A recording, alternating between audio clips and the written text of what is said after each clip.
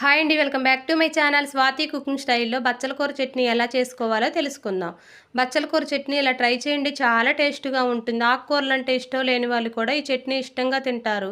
ఎలా చేసుకోవాలో చూద్దాం. ముందుగా స్టవ్ వెలిగించి కళాయి పెట్టి అర టేబుల్ స్పూన్ ఆయిల్ వేసుకొని, కొన్ని పచ్చెనపప్పు వేసుకొని, 1 టేబుల్ స్పూన్ ధనియాలు, పావు టేబుల్ స్పూన్ మెంతులు, అర టేబుల్ స్పూన్ జీలకర్ర, 4 మిరియాలను వేసుకొని ఫ్రై అయిపోయిన తర్వాత కొన్ని ఎండుమిర్చి వేసుకొని ఫ్రై చేసుకోవాలి. ఈ చట్నీకి ఎండుమిర్చి కొంచెం ఎక్కువగా వేసుకోవాలి.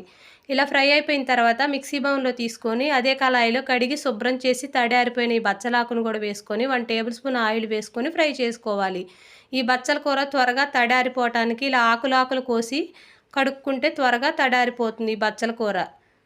ఇలా ఇలా ఫ్రై అయ్యేటప్పుడు కొంచెం చింతపండు కూడా వేసుకొని ఫ్రై చేసుకోవాలి. 50% ఫ్రై చేసుకొని చల్లారబెట్టుకోవాలి. ముందుగా ఏపి పెట్టుకున్న ఈ ఎండుమిర్చిలో 1 టేబుల్ స్పూన్ సాల్ట్ కూడా వేసుకొని మెత్తగా గ్రైండ్ చేసుకోవాలి. ఇలా గ్రైండ్ చేసుకున్న తర్వాత ఇలా ఏపి పెట్టుకున్న బచ్చలాకును కూడా వేసుకొని కొన్ని వెల్లుల్లి రెబ్బలు కూడా వేసుకొని ఈ చట్నీని కొంచెం బరకగా గ్రైండ్ చేసుకోవాలి.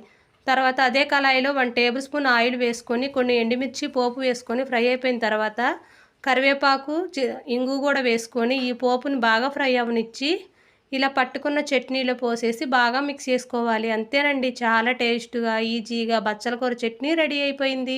మీరు కూడా ఇలా ట్రై చేయండి. చాలా టేస్ట్‌గా ఉంటుంది. ఈ వీడియో నచ్చితే